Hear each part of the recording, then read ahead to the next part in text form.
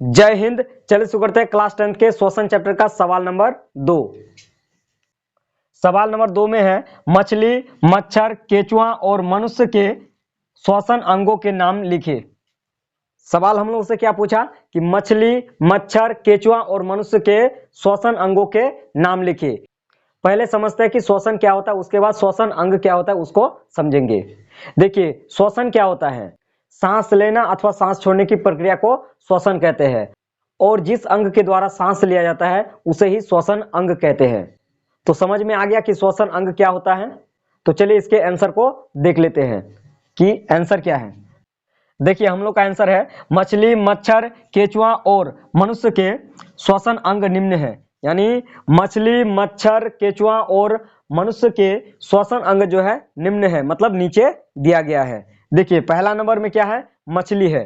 तो मछली किससे सांस लेता है, गलफड़ा के द्वारा सांस लेता है। गलफड़ा को अंग्रेजी में गिल्स कहते हैं। देखिए समझ में आ गया कि मछली किससे सांस लेता है, तो मछली जो है गलफड़ा के द्वारा सांस लेता है। तो चलिए दूसरा नंबर में आते हैं। दूसरा नंबर क्या है, मच्छर है।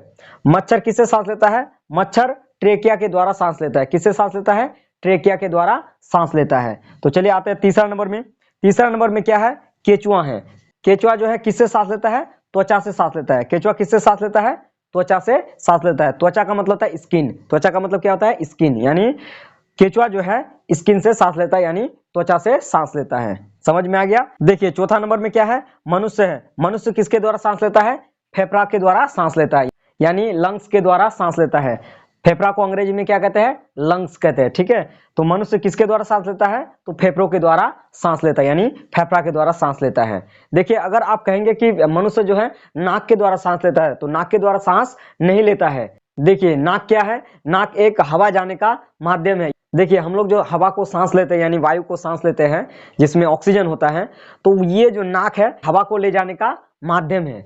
ठीक है, समझ में आ गया। मनुष्य जो है नाक के द्वारा सांस नहीं लेता है। मनुष्य जो है चेस्ट में उपस्थित दो फेफड़ा के द्वारा सांस लेता है। तो समझ में आ गया कि कौन किससे सांस लेता है। इस सवाल का जवाब जो है कंप्लीट हो चुका है। हम लोग मिलेंगे नेक्स्ट वीडियो में, तब तक के लिए जय हिंद।